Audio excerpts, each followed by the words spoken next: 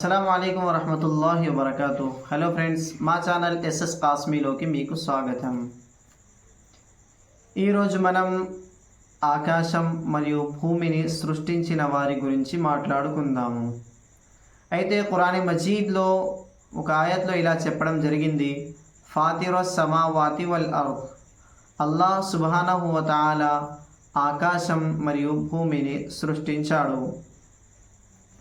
మరో ఆయత్లో ఇలా చెప్పడం జరిగింది, హువల్లదీ జఅల లకుముల్ అర్ద జలూలా.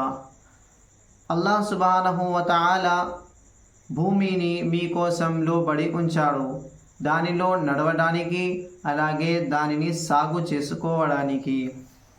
మరియు ఆకాశం గురించి ఇలా చెప్పడం జరిగింది, హువల్లదీ అన్జల మినస్ సమాఇ మాఆ. అల్లాహ్ సుబ్హానహు వ తఆలా మీకోసం ఆకాశం నుండి వర్షాన్ని కురిపించాడు.